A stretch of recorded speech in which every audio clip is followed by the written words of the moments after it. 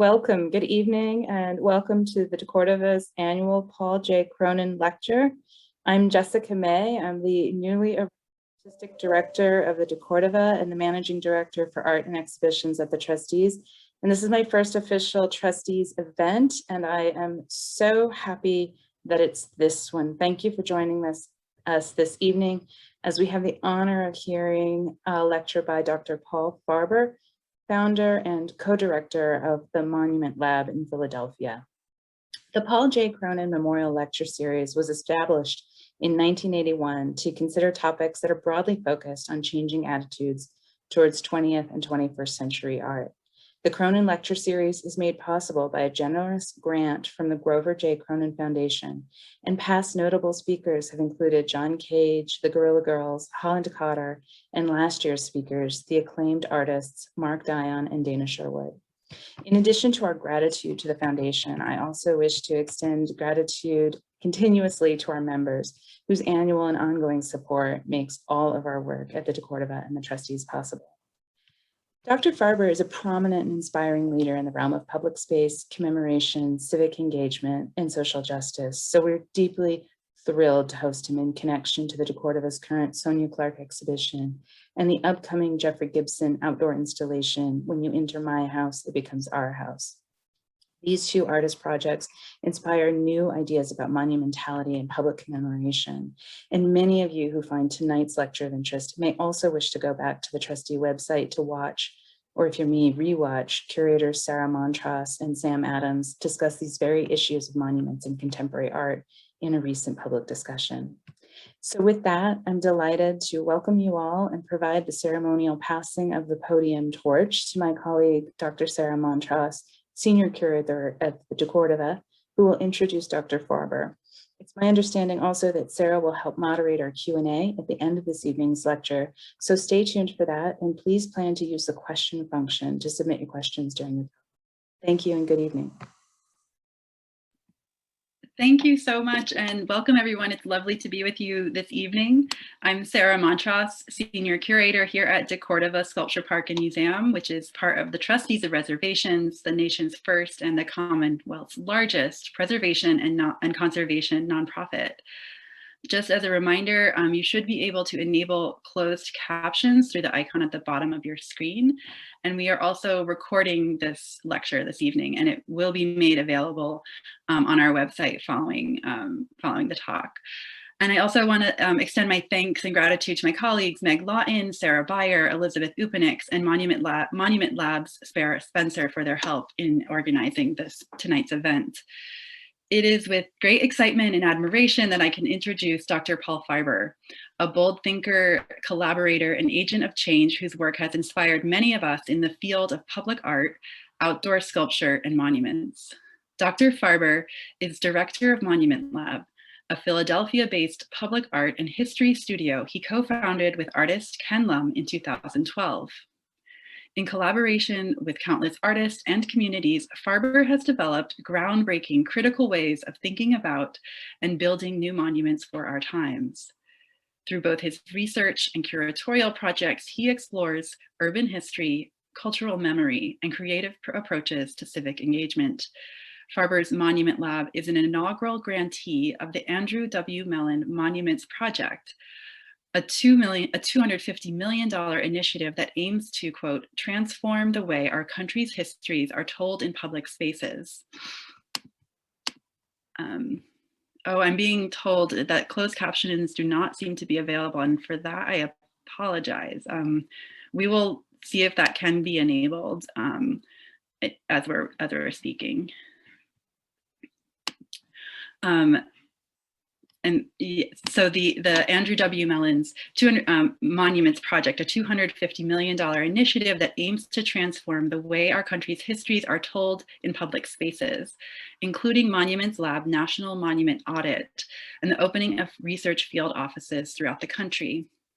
And I'll echo or repeat what Jessica mentioned. Farber's talk this evening deepens the context for deCordova's newest exhibitions, Sonia Clark, Monumental Cloth, The Flag We Should Know, and the outdoor installation of Jeffrey Gibson's Because Once You Enter My House, It Becomes Our House, which opens outdoors at deCordova June 4th.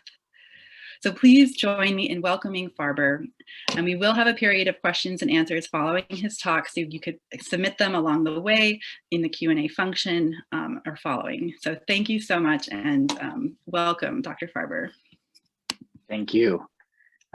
Good evening, everyone. It's such a treat and an honor to be here with you. Thank you to everyone at the deCordova, especially to Jessica May and Sarah Montross, and for all of you for joining this evening. I do have serious FOMO that I can't be there with you in person.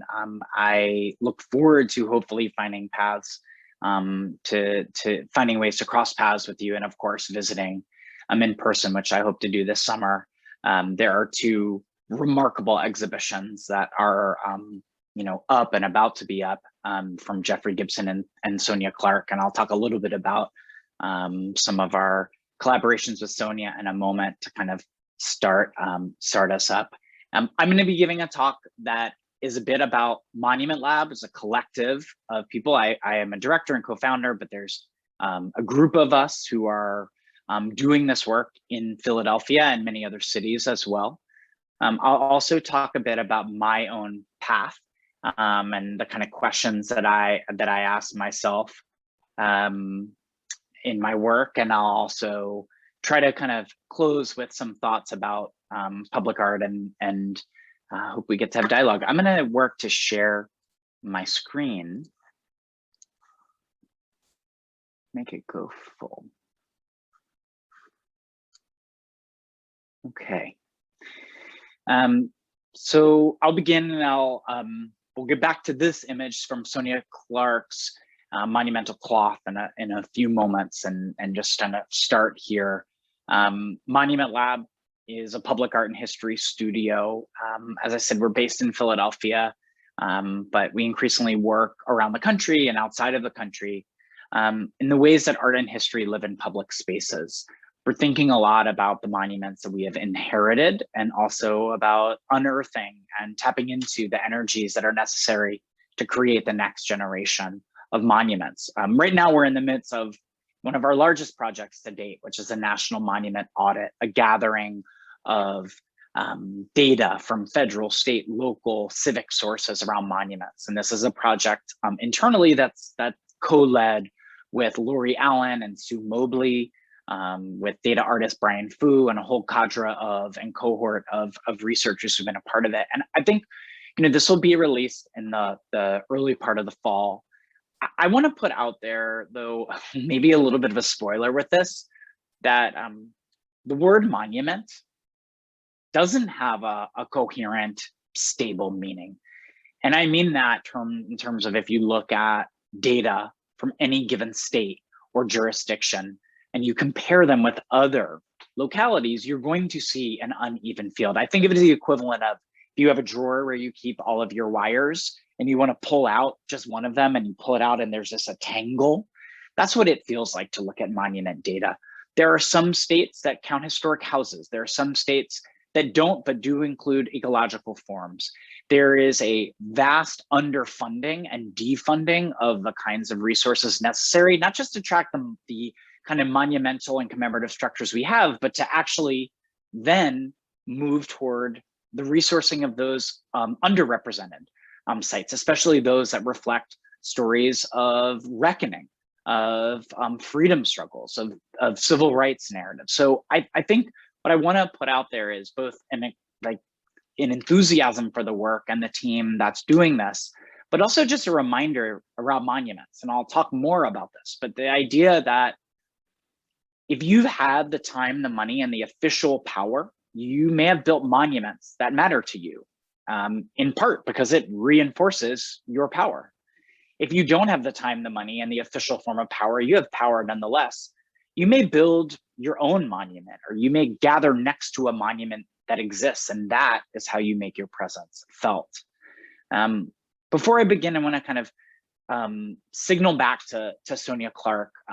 The work of Monumental Cloth premiered at the Fabric Workshop and Museum in Philadelphia, and I had a great opportunity to be in dialogue with Sonia as a program for the show, and then work with with the brilliant Sonia Clark in another project in Newark, A Call to Peace with New Arts Justice.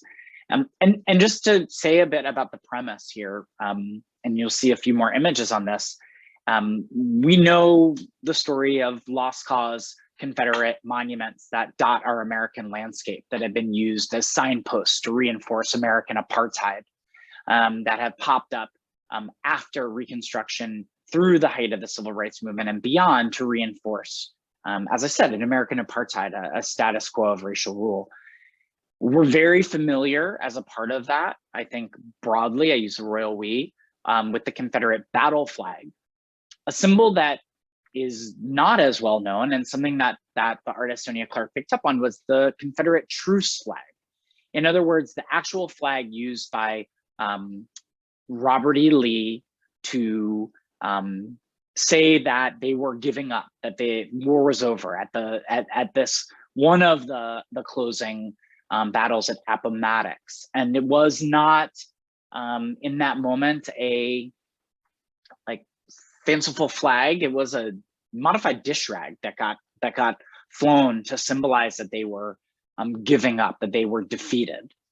And Sonia asked this question of we know in so many places where the Confederate battle flag exists and persists to this day, but why don't we know about the Truce flag? And she wanted to, as she said, make it in monumental size in all kinds of different ways. And monumental cloth meant making a oversized, incredibly large version, rivaling Star Spangled Banner at the Smithsonian of this pattern. It also meant small, kind of collectible size. It meant kind of creating modes of inscription, and all of it as a way to engage this. You know, I think about in some of the conversations that we had, she's in many ways thinking about not just the afterlife of the Confederacy and statues, but in mindsets. And that's something I want to kind of pick up on. In fact, you can almost see it in this slide here, that when she went to pick out the red from the paint store in Philadelphia, I remember she told me this,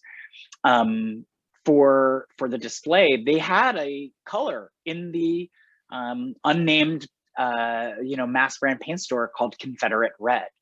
And that as something that's purchable, that is something, we're talking about traders who sought to undo the Union and reinforce the system of slavery onward, and what it means to be able to casually buy a Confederate Red across, across a counter. In conversation with Sonia, she is incredibly generous. She is kind. She is brilliant.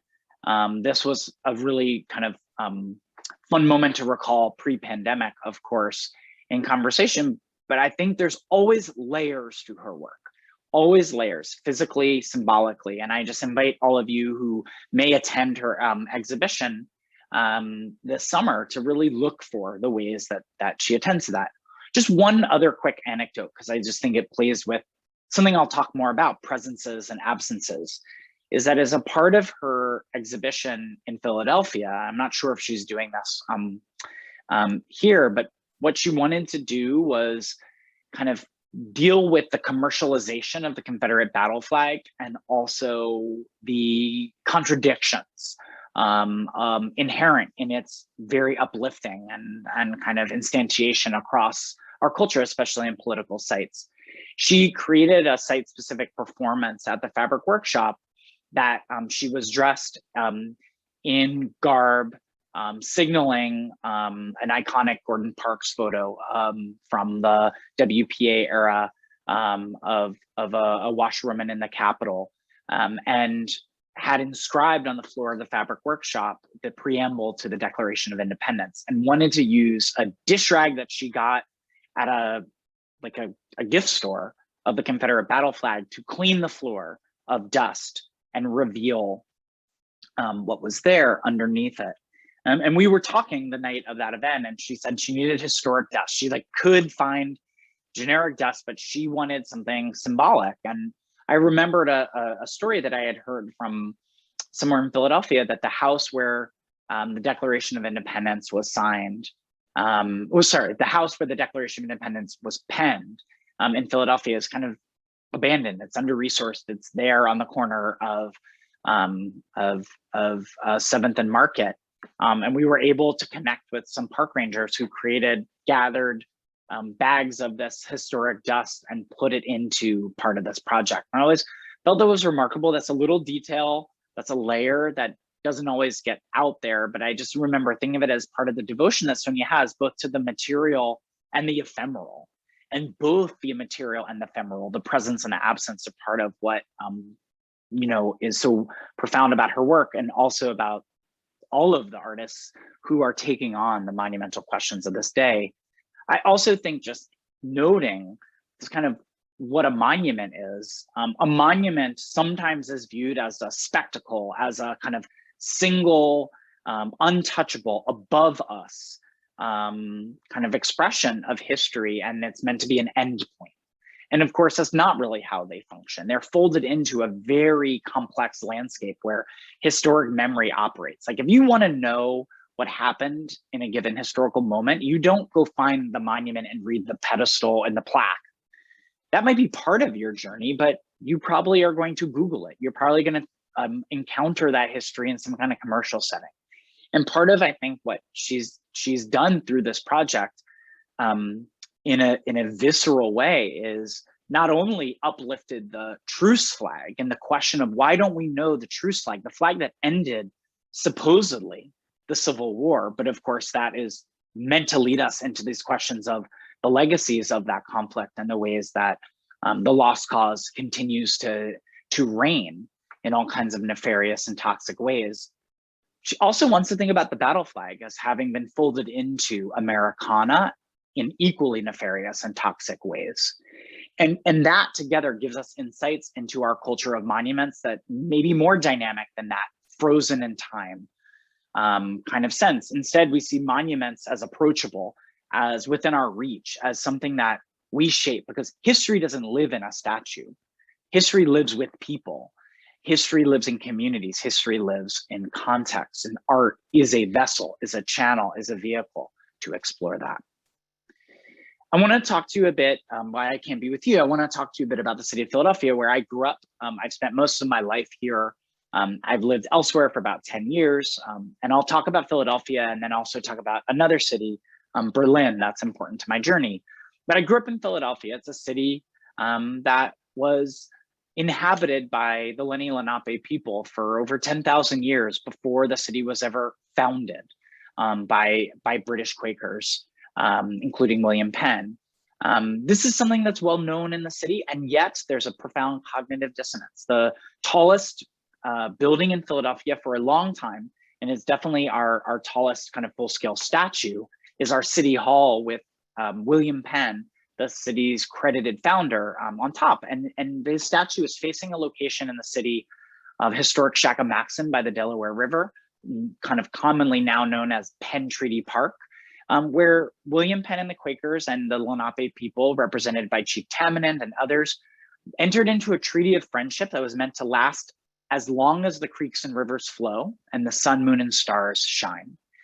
Within a generation, William Penn's sons and close colleagues perpetuated a massive land theft, commonly known as the walking purchase, which actually was not quite a walk and not quite a purchase.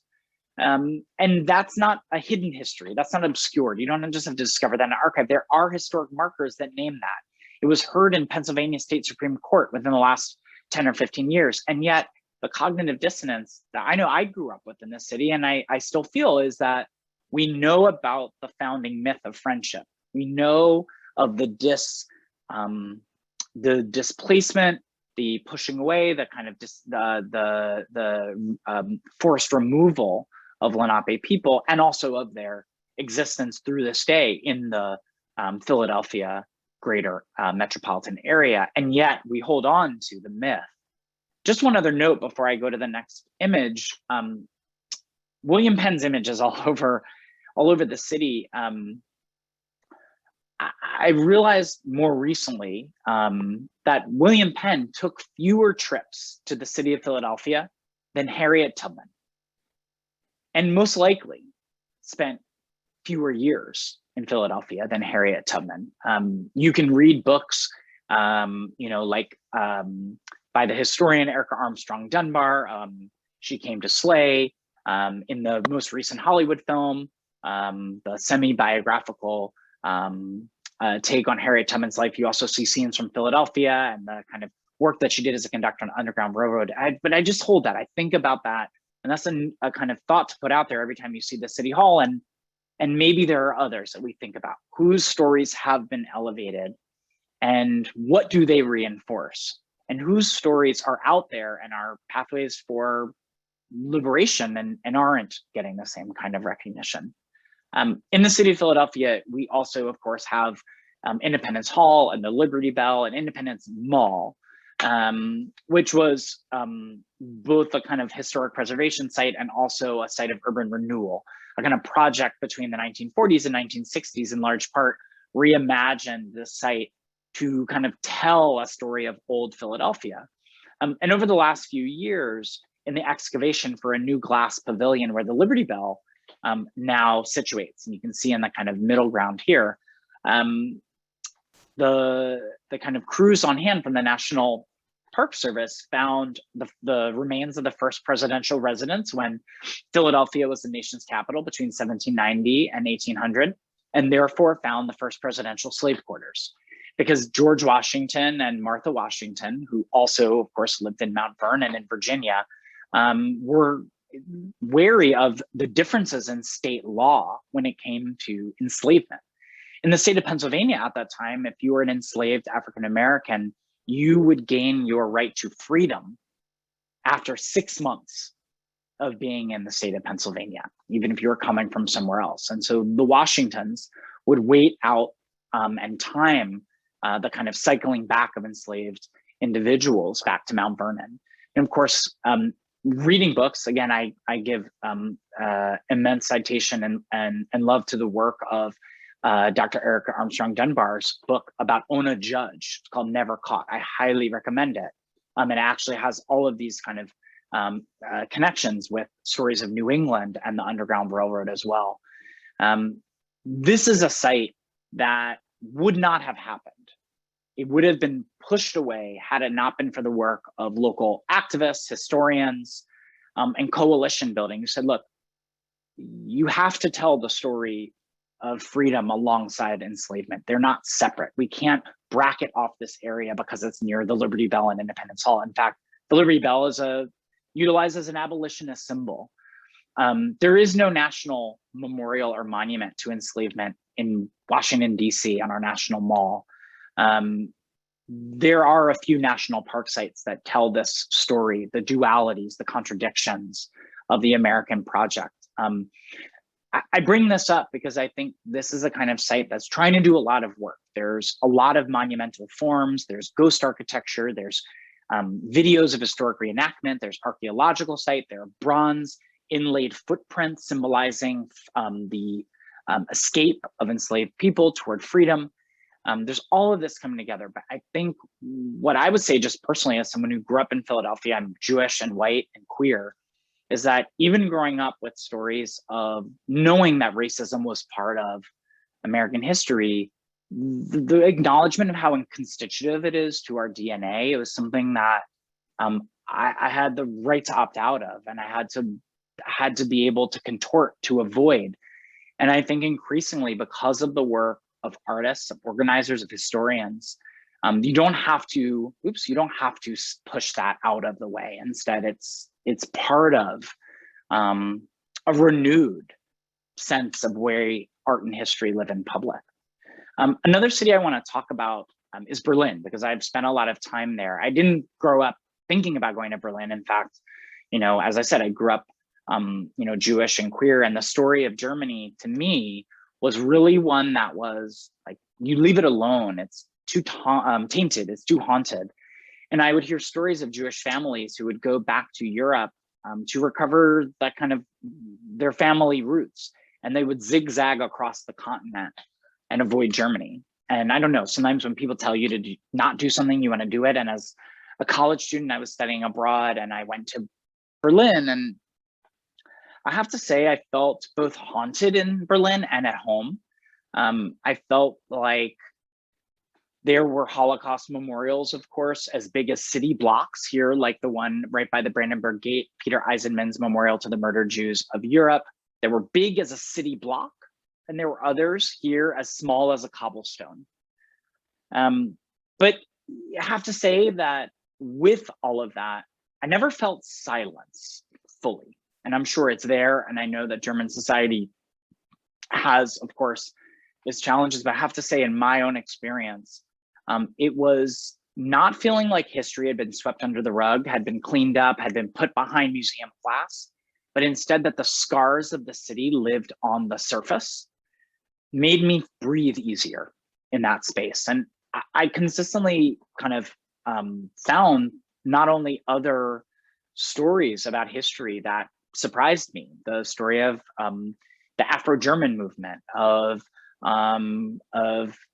critical Americans who had spent time in Berlin while the wall was up, to think about division in America, expat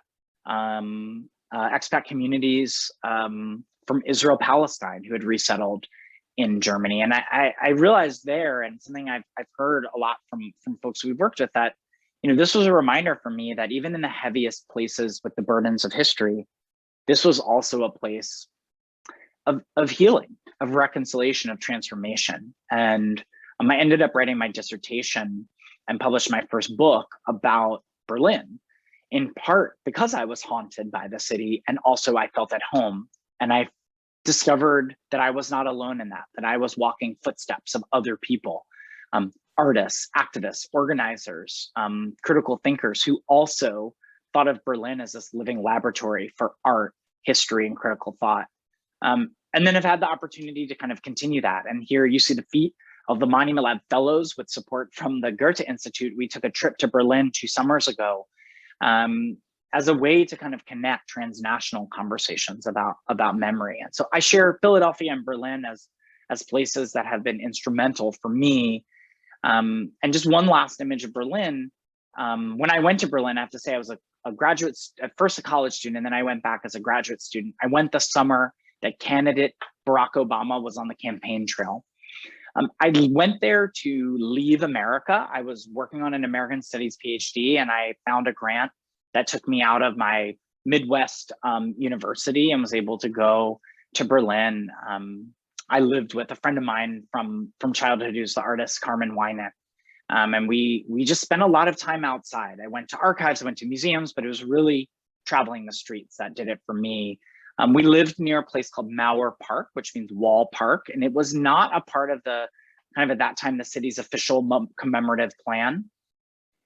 But there were pieces of the wall there that people were allowed to inscribe upon. There was this cobblestone path that cut through the former death strip. There was a basketball court where you could play games with all kinds of people who found a home there. There was a giant amphitheater that has eventually become home for one of the world's largest outdoor karaoke festivals. And there's a flea market that sells all kinds of old and new items that conjures even the time of the Cold War Wende and the kind of changeover. And this was a place I walked or biked or played basketball or sat and reflected almost every day in that summer of 2008.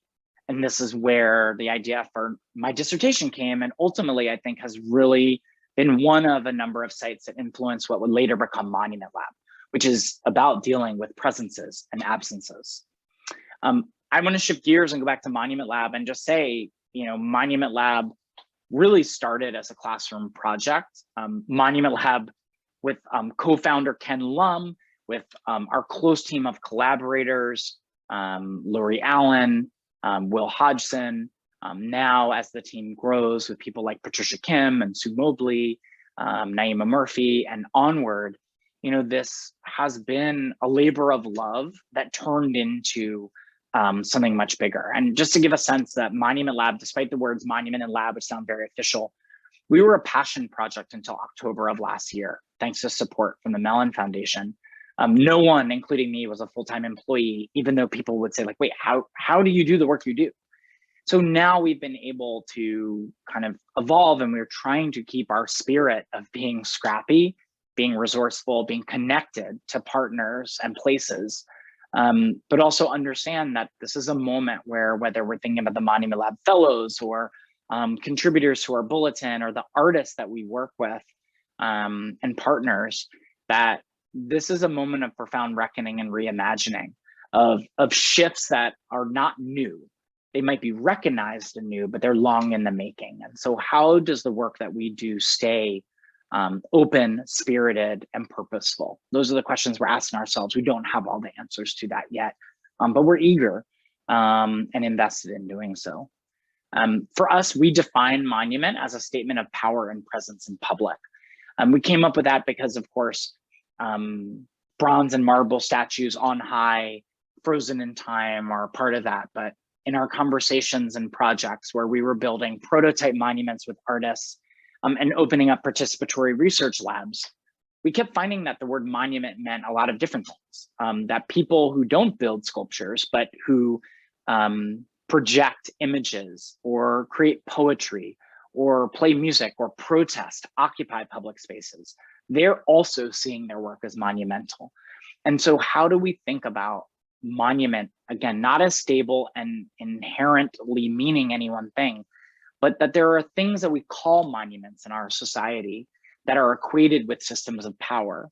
And systems of power are not also unilateral and isolated. They're always connected to forms of grassroots power, collective power. History doesn't happen because some dude rolls into town on a horse and looks off into the distance.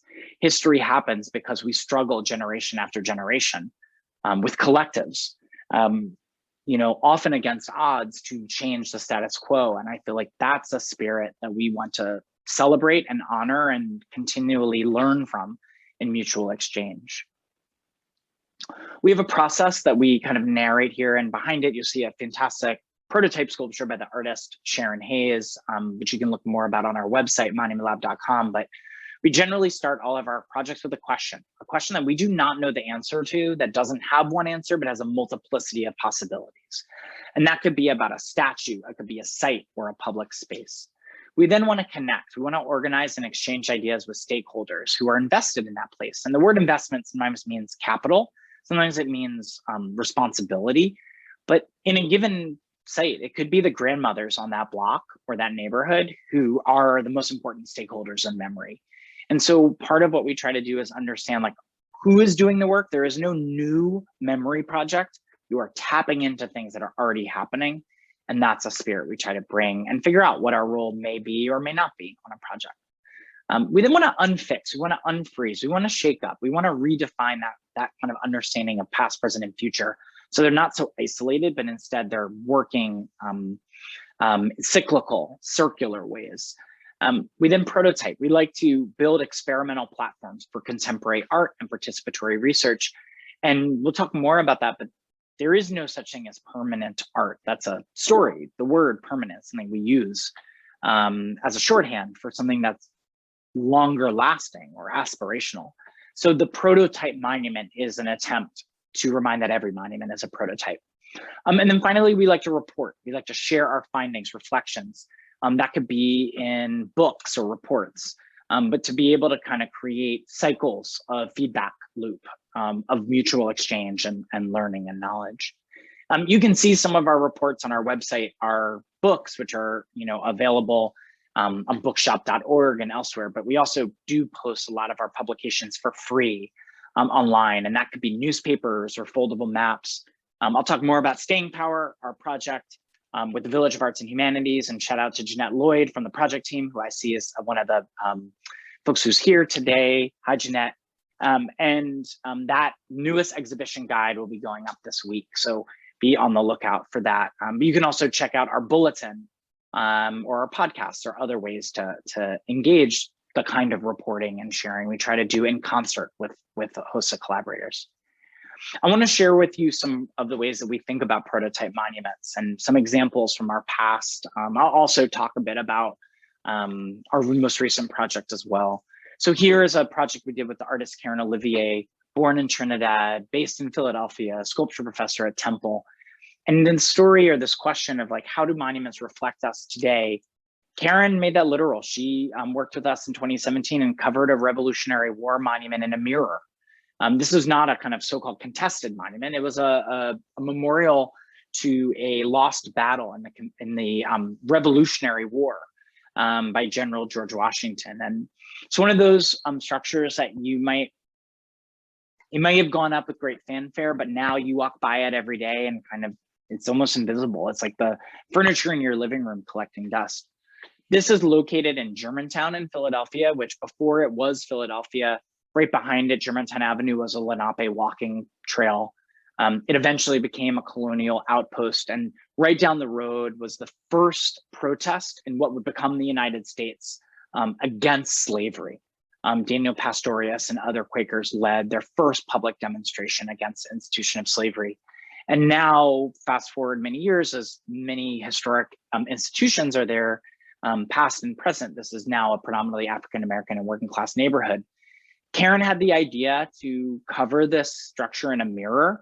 And I have to say, it was beautiful to see it in sync with the space.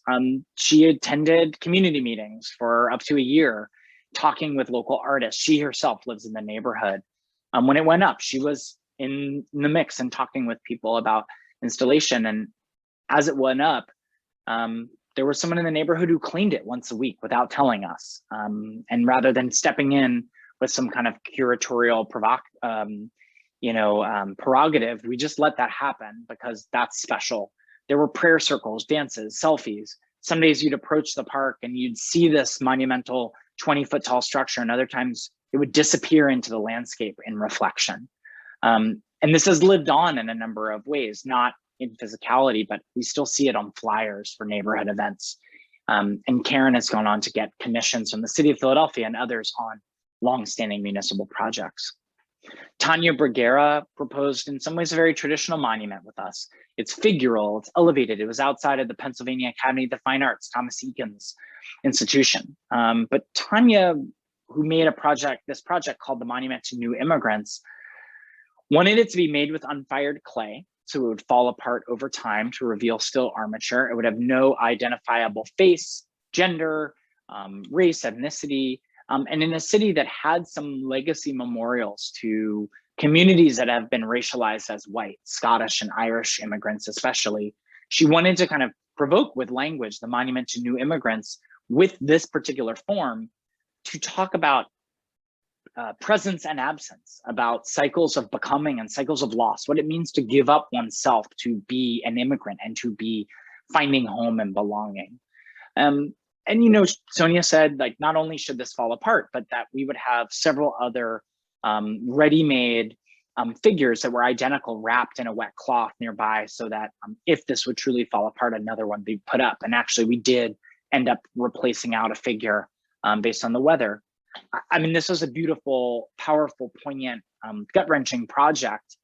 I would get texts from people like tracing every movement of it falling apart, treating it as precious. It was a part of a kind of larger dialogue about immigration and refugees in a moment in Philadelphia where we were fighting for the city to remain a sanctuary city. Also, I just think inadvertently, this models what monuments would look like without the money, without the resources and the mindsets of keeping them as permanent. Like, this is what monuments would look like without care. And so what does that tell us about our sense of what we value and what's possible with monuments? I think this is again, a generative site for that. The artist Mel Chin created in City Hall courtyard with us, To Me. It was a monument to you, to me, too much of me. And the idea was that anyone could rise to monumental status. There were two identical 7-foot tall pedestals, and there were 90 feet of ADA accessible ramps snaking behind them. You can see here in a drone shot. The key here was that anyone could be a monument, but someone else on the other pedestal also could too. And so how did you react to it? It wasn't just a place for selfies. You had to get someone else to take your picture to showcase that. And then I think also just I'm thinking of the process for us in making this work.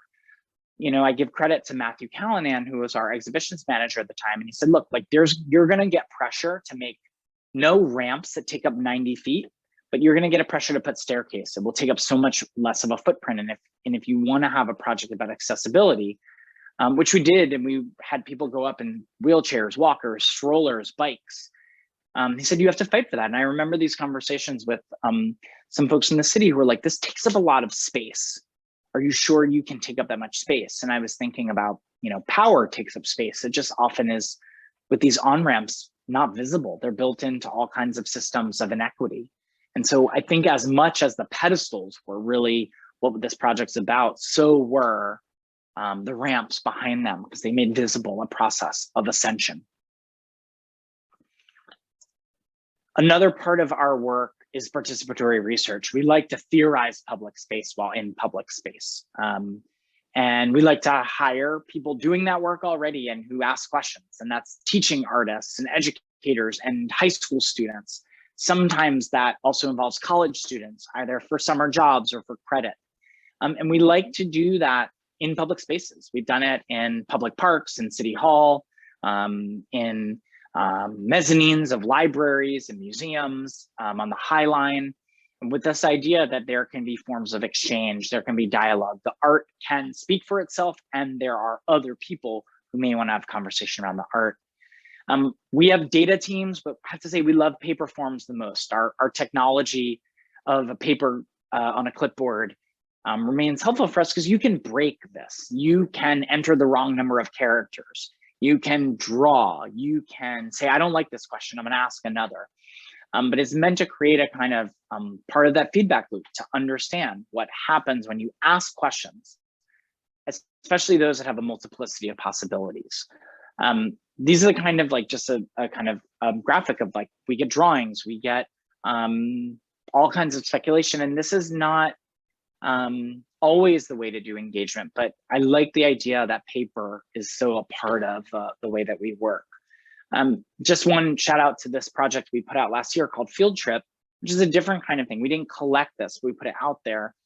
And the idea is that in the pandemic times, in the moment of reckoning against systems of white toxic practices and of systemic racism and state violence, that like, let's work with the monuments we have and the monuments we don't have as ways of organizing and learning together. So we worked with artists, Super Nature Adventures out of Portland on this project with our team. And, it's looking like it's there for a cool 7th grader. But we've had graduate students, retiree groups, museums, and cool 7th graders utilize this in different ways. I want to give again a big shout out to a project we just launched a few days ago. Our team is both catching up on sleep and just eager for the world to see it. We're so grateful to the New York Times for publishing a really thoughtful profile yesterday in the Times Art section about this. But Staying Power, in close collaboration with the Village of Arts and Humanities, a 36-year-old community-based organization, where there are all kinds of monuments that exist that aren't always kind of seen of as monuments. Sculptures from the founder, Lillier, with founding collaborating artists like James Big Man Maxon and Jojo Williams and other artists along the years, made of concrete, chicken wire, furniture around the neighborhood.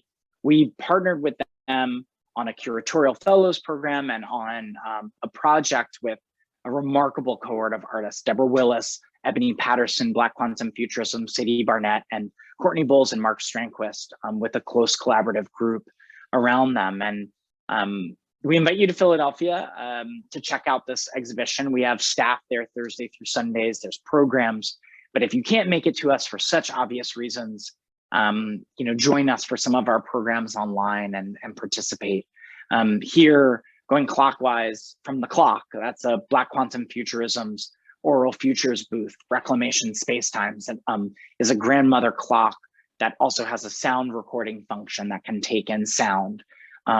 Deborah Willis's Black Women in Work is a photographic installation in scaffolds featuring images of Black women entrepreneurs and other images, including those on a clothesline that are near and dear to her heart because she grew up 20 blocks away. Ebony G. Patterson's monumental banners that compose a few sentences around the notion of under-acknowledged labor, often of women. She is the memory, she is the nourishment, she is the soil, she is the morning.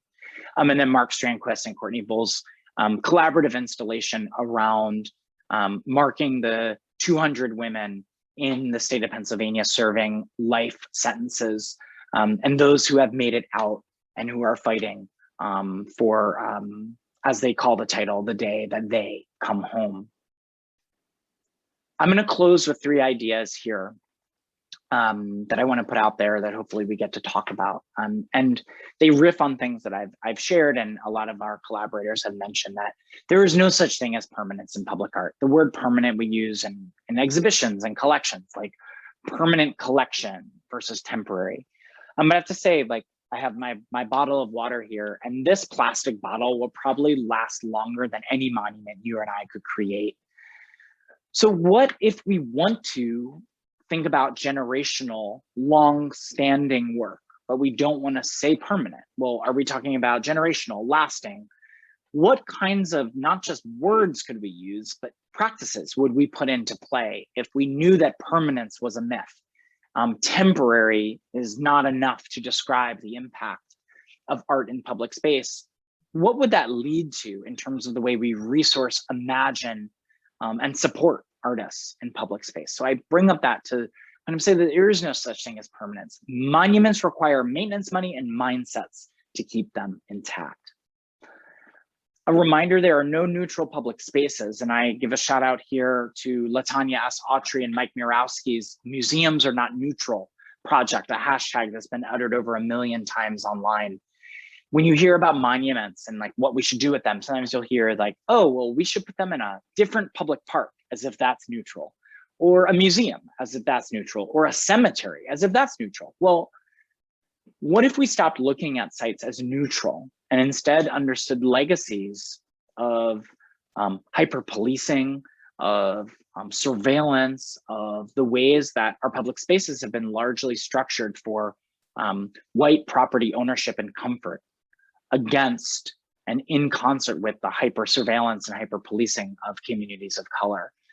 I think this is a moment to rethink the so-called neutrality, objectivity, or even the kind of, even sometimes you hear the word controversial as like a placeholder, and instead think about where are places that we heal, repair, recontextualize, take the power away from things that have had power for too long, and actually grapple with some questions that every city is asking itself. What do we do with narratives, structures, commemorative days, curriculum that has often not told the fuller story? And I think neutrality, again, contesting it, getting rid of it, rethinking it might be a pathway there.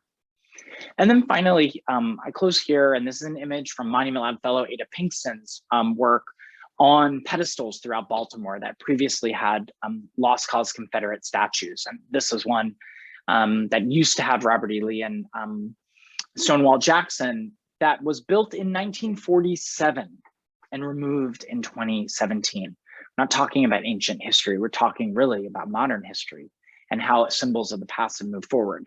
When we ask artists, when we ask community members, when we ask ourselves, what do we want to see in monuments? It's a balance between presence and absence, loss and survival. If you just think about the pandemic, we get questions all the time of like, well, what's the COVID memorial going to look like? I'm not sure we'll have an official COVID memorial. We don't have a great track record with public health crises in monuments. But I would say people are already memorializing. They're doing it in their windowsills. They're doing it on their mantelpieces. They're doing it on their social media feeds. They're doing it in their own cities. And they are creating spaces of memory that are urgent. I think that how do we tell stories that don't seek to push under the rug, so to speak, our most challenging episodes, but as I've said before, understand that in order to heal, we have to also understand the scars of the past, and we have to create spaces to recover, to learn, to grow. We have to not rush for a single fix to the monument question, but to understand that the work is already happening. Every time you see a headline that says monument removed in a city, understand that there is hidden footnotes there for the people who already made that possible and the people who will continue to.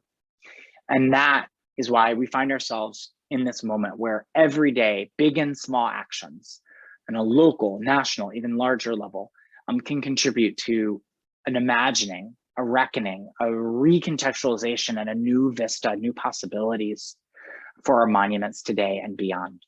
And on that note, I say thank you.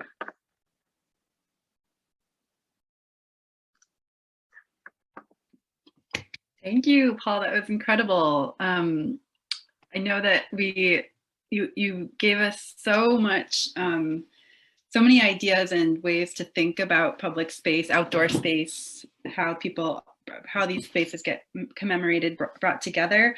I have a lot of questions. I know people are thinking and probably going to invite more and bring in more questions, but can I start with one, which is back to when you formed Monument Lab, was there a gap in society that like, what was the impetus at the time of its foundation that gave you that spark? And can you just talk about some of the early lessons or things that you tried out that maybe weren't working, you've learned from? I'm just so curious about the earliest days when you're building something that didn't exist before.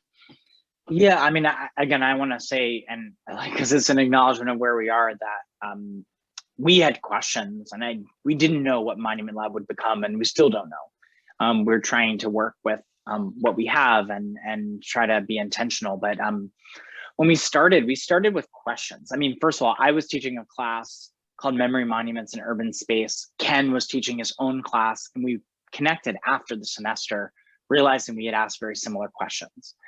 At that time in 2012, we were sensing something that started to rise even more as the years went on, that we felt like we were late to the conversation at that point, because we started seeing organizers and activists, at least in recent memory, and when you dig back, you see it ongoingly, really, past generations, that they were utilizing monument structures in public spaces to occupy, to use them as platforms, to use them as amplifying posts.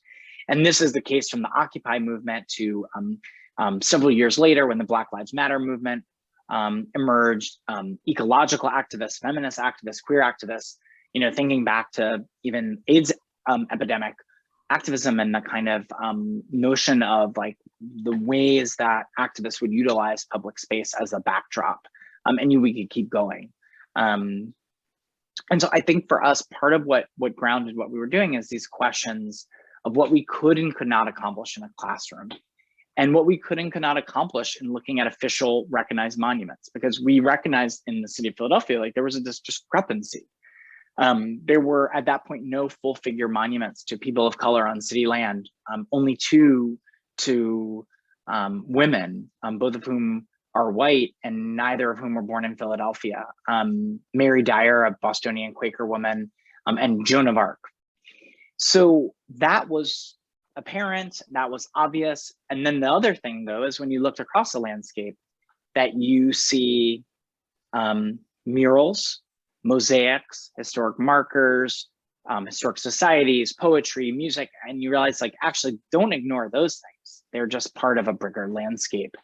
And so I think that part of the work then was about trying to both learn with and learn from a range of civic participants, artists, students, educators, and make that part of what would emerge. And I think it was over time, especially with the Monument Lab Fellows and collaborating artists, that kind of like this vision of being a studio really pushed forward.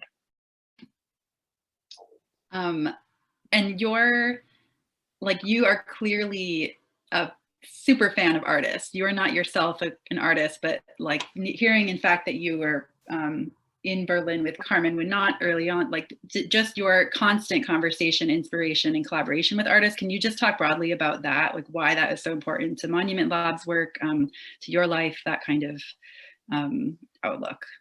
Yeah, so it's interesting. I wouldn't necessarily call myself, I wouldn't have called myself an artist before, and I wouldn't say I am, and I wouldn't say I'm not. And I think if anything, Monument Lab is fundamentally an artist project, and just our art form is a civic agency. I made a decision personally in grad school after having the fellowship that took me to Berlin with a Center for World Performance Studies, that in my work as a critic, as a curator, I would attempt to be in contact with the people that I would write about. And I said, you know, I kind of made a promise to myself on that that would be part of the work that I do, in part to make sure it's responsible and fact check, but to build relationships and coalitions. And that started as a grad student. You know, I was one of the people who put on the first academic conference to the HBO series, The Wire, with my colleague, now Dr. Grace Sanders Johnson. And we said, all right, well, if we're going to talk about this show, we got to get people from the show here. And we had to work our angle, and Sonia Sohn and Clark Johnson came, the folks who were on camera and off camera. And that was a part of it. And so my dissertation was very much that. And the thing that really changed for me was work with Leonard Fried's estate. Leonard Fried is a Magnum photographer whose work I saw in Berlin the summer that I was there as a grad student. I spent a year trying to figure out how to write about his work. And then I ended up meeting his widow, who's now a very dear friend and collaborator, my 85-year-old adopted German grandmother. But I realized with that relationship that that's the first book I really worked on, was a book of historic images from the March on Washington with her. And yeah, it just set up this sense of, like, on one hand, a kind of ethos of working closely with artists to figure out how things happen, and then seeing that the creative process that we're doing is fundamentally an art project. And what I try to tell people that we work with, whether they're a municipality or a museum or a cultural organization, is like, you might be calling us to engage on a project, but fundamentally we have to keep it as an art project. And if it is not an art project, it's not really something that's well suited for us, because even if we don't call it an art project, for us, it is a part of an artistic body of work. And I just have to say, you know, that's where the, I like to play with the category of artist, because in of self, that's an artwork. I think when it comes to labor, though, part of the labor that we and I will put in is about being an kind of intermediary between bureaucracies and kind of like getting things done, and an artist, and figuring out, of course, where there's creative room and also where the parameters are. That's super interesting, that boundary. Okay, so some great questions have come in. Thank you so much for your time in giving this talk. I'm currently a graduate student at the School of Art of Art Institute of Chicago, and taking Mechthild Villag's course, The Making and Unmaking of Monuments. Myself and other grads in the course are taking part in a panel discussion this month in collaboration with the Chicago Monuments Project, and I'm presenting primarily on the contribution of Krzysztof Wodiszko, a former Cronin lecturer, actually, to the conversation on monuments. And so I'm curious if you have any insights into the relationship between projection, monuments, and public space, which, of course, Krzysztof Wodiszko is best known for projects that involve incredible projections onto monuments. So yeah, the question. Great. And so the question is about projection. The relationship between projection, monuments, and public space. Yep. Yeah. I mean, well, thank you for the question. I'm excited to know what your presentation will be, and keep in the loop. I mean, look, Krzysztof Wodiszko is one of the most important people in this tradition. And of course, there are many others who've used projection tactically. You know, I think about a number of people who kind of aim to create points of spectacle in public spaces, especially on museums and other sites. I think that what projection can do is truly add a layer to a public narrative and be in the service of other kinds of points of contestation and struggle that are important. You know, you can't talk about the Robert E. Lee statue in Richmond without gesturing to the work of the projectionist videometry and all of the activists around Marcus David Peters' circle. And that no matter when that statue leaves, that work of projection has changed the face of public perception of that. Has that changed the site itself? Arguably yes, arguably no, but so much of the monument's power is its ability to like foreclose meaning outside of itself, and projection can be a part of that. I think, you know, I'm thinking about some projects that we had worked on in collaboration with some Philadelphia artists alongside Michelle Angela Ortiz, Lori Vasilchuk, Clip Collective. We did a project, not really a Monument Lab project, it was us as individuals, called Cleanse, where we've kind of done a series of projections in public spaces in Philadelphia, one on a wall of a former mural to incredibly toxic and racist figure, former Mayor Frank Rizzo, that the wall had gone blank. And so they're stuck between like, what will this be and what it was. So we use that to project a series of kind of neighborhood images to add another level and layer, right, to bathe that wall in light. So I think with projection, it's both something that is incredibly useful for the purposes of spreading images around. It allows you to not have to necessarily have a permit, not necessarily have the permission. But I also think, like in the pursuit, like, who are you doing it in service with and whom? You know, and some of the kind of relationships that are important there. You know, I think of some of Christoph Podosco's famous works. I think of what I understand about projection in a few places, which is like, it's a way to hold space, to add a layer. And it often is a way to do so that's in between a lot of the kind of ways of a given site's past, present, and potential future.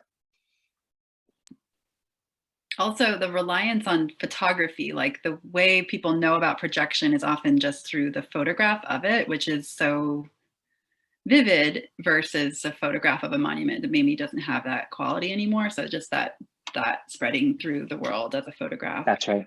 That's right. So another question, can you compare how the US handles, quote, withdrawn monuments to how they were handled in post-war Europe and in post-communist countries? Yeah. So, I mean, it really depends on the city and the context, but I think you know, in the case of Nazi Germany, the swastika was a banned and is a banned symbol. There was not just a kind of sense of obliterating the commemorative landscape of the Nazi period, of course, in part because a lot of it was also bombed out heavily, but there were senses that there were active work to be able to, and I don't just mean that in the past, I mean that ongoingly, to think about sites. You know, the site of Hitler's bunker in Berlin is not marked. It is meant to be anonymous. They did not want to create a site of pilgrimage to it. That's in contrast to the topography of terrors, which is excavated former Gestapo prison that's adjacent to the Martin Gropiusbau and the long slab of the Berlin Wall, and that remains in its kind of pockmarked and picked apart sense. So I think like that gives us an insight that it's not just enough. Do you keep them? Do you tear them down? It's like, what is the rituals needed to understand how you heal? In post, I mean, there's all kind of history of like iconoclasm in the Soviet period, like the erasure of certain figures, but not enough. Like you need to see that they were erased. You can't just erase them fully together, like bad erasure. So you see the outlines of a Khrushchev or a Stalin in iconography. But of course, there are the famous examples of the sculpture parks in Eastern Europe that have kind of taken over the kind of detritus of the communist period and kind of played around with and represented those. You know, I also think about the Lenin head that has been buried outside of Berlin for 20 years and now maybe making a comeback. So I think that there's a real sense of, I don't want to generalize too much about like what they do and what we do and the they and the we, but I will say in each of the examples I brought up, there is a sense of ritual, like the monument does not speak just for itself. I'm reminded of a conversation I'd had with a conservator, John Carr, said like he is constantly, when it comes to architectural conservation projects, like drilling into buildings from the like 18th century, adding a plaque. But when he treats a monument, any old monument, he's like, it has to be treated as sacred as a body. And what would it mean to have adaptive reuse around monuments, or at least like addition, subtraction, multiplication. And so, you know, I think it is good and important to look at elsewhere in the world. I think also there are a number of post-colonial and decolonizing projects to be looking at across South America and Africa as well, to think about, well, monuments in every site, there are commonalities and there are distinctions, and people have relationships to monuments that are dynamic and they're not frozen in time. Have you been asked to start monument labs in other cities? Are you interested in partnering with other cities? I know you've, in fact, I was curious about this in connection specifically to Boston, which I think you've had some conversations with partnering in here, but yeah, I'd love to know more about, we would love to know more about those partnerships. Yeah. So we have done some projects and partnerships in a few other cities. They look different in every context, but I think there are some cities that we have formally partnered with. There are some cities that we are like in the cheering section and want them to go forward. And when I say city, I might mean a public art office. I might mean one of the Monument Lab fellows. You can read about them on our website. Like, they've been both potentially an agitator for change, and also they might now be members of residents of a creative group and like have a larger voice in kind of city affairs. So yes, we're always happy to hear it. We're kind of really trying to think about how we can operate. I do want to kind of put out two things. One is that this summer we'll make an open call for a Monument Lab field office campaign, which will be kind of sub-granting out support for up to 10 locations and teams around the country that will largely be from people who are outside of institutions. I also just want to say, we're a small but mighty team, and I think sometimes like people have said in the past, or they still say it now, like, oh, like, where is the Monument Lab? Like, we don't have an office yet. We're actually working on that. Hopefully we'll have a new home soon. Or where does the Monument Lab go? And it really is a group of committed people who constantly grow and shift. And while we have a core team of under a dozen, there's a lot of collaborators. And sometimes, like, one thing I'd put out there is we'd be interested in partnering with you, but I would say before you reach out to us, who is doing some work already in your community, and how are you connected to them? And again, coalition model, and think about what's happening already and be a part of and tap that as well. It's so deceiving to hear you say that you don't have a physical space, that you're, given like the presence of your website and also your impact, I think, on the on these conversations. It's really interesting to know that how grassroots or how scrappy you've been over these years. We're working on it. We want to work on a home, I think, but also it's a testament to artists who, like, are resourceful and a testament to profoundly generative relationships with artists, with organizations who have been there first. And we're like excited. We were never able to plan more than a year in advance. We went from project to project. So now we're able to think about time frame in a different way, which is a real gift, a real gift and a privilege.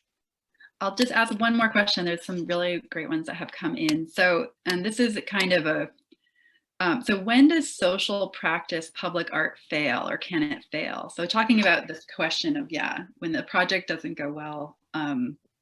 What a important question. Yeah. I think that it's interesting. I'm submitting to a collection conversation with one of our former Monument Lab fellows and interns, Kenny and Sola and Felice, about failure. I think failure, experimentation are very related. I think that on one hand, there's a profound tension in this. As an artist, you must be able to experiment and fail, because your quote unquote fail might yield to you what happens. It's the things that you cut and fall to the floor, and you all of a sudden look at in formation and say, that's the artwork right there, and that's necessary for artistic process, to be able to have room to experiment, fail, and renew. When you work in relationship with municipalities or, with residents or communities, you don't always have that opportunity, or you have to really be careful about it. It's not just, you can't treat someone else's neighborhood as just a playground. You could bring curiosity and wonderment and excitement and inquisitiveness, but it's not the same thing. So I think about, monuments don't, although they look like they exist purely in this notion of the public realm, they don't. They exist in a kind of patchwork that we call the public realm. There are museums that have courtyards or front lawns that face the street that are accessible or not, but they might have more of a room to experiment. There might be places to think about, sculpture parks, like where I hope you all will be visiting this summer at the deCordova, which allow for some of the ability to experiment. I think that the question that I would put out there, and maybe this doesn't answer directly this notion, but I want to just say it, is something I constantly hear, which is, there are all the time when it comes to projects where people want to know, like, well, creativity, like, where will it take us? How far can it go? And I know for me, for my team, for other artists, knowing the parameters are incredibly helpful. The parameters will allow for the grounds of engagement. It will, an artist is going to hear the parameters and push to them or dance above it, or, pull off alchemy to be expansive. But the parameter helps you understand, what are the resources there? What is the time frame? What are the ways that kind of experimentation or failure might be embraced because it's an iterative process? And where is there no room for failure because it will cause problems? So, I think I don't always use the term social practice, but I think whether you use the term social practice or social engagement, or you don't, I think every artwork is evidence of a network of relationships. And sometimes those network of relationships are celebrated and part of constituent of the artwork. And sometimes they're obscured. They're hidden in the credits panel, or they're like the labor is pushed behind the scenes. And I would just say, in addition to asking about failure or experimentation, ask about relationships. And what are the relationships? To me, that's more interesting than, is an artwork permanent or temporary, or is it good or bad, right or wrong? I want to know what relationships are there, even if it's with 3 people or 1 person, or it's meant to scale up more broadly. The relationships will give an insight into what's possible, not possible, and feasible in that moment. That's such a brilliant reframing of these conversations that get very, very heated and very, in public eye. When a project goes poorly, there's such noise about that. So I really appreciate your reframing of those qualities into conversations between people and so forth. So we're coming up on the end of the talk, and there are more questions, but I think we'll let you go and have the rest of your evening. Thank you so much. This was just really thought-provoking, so helpful for us to think about, the projects not only of Sonia Clark and Jeffrey Gibson, but many of the spaces that we all walk through and think about, and will look differently now that we've been enlightened by you. So thank you so much, Paul. Thank you. Thank you to everyone here, and look forward to crossing paths. You can follow us at monument_lab. I hope to see you from a distance and or symbolically appreciate that you visit this summer, the Jeffrey Gibson and the Sonia Clark, and I'll be eager to appreciate it as well. So thank you. And thank you, Sarah. Thank you. Have a great evening all. Thank you all. Take care. Bye. Bye-bye.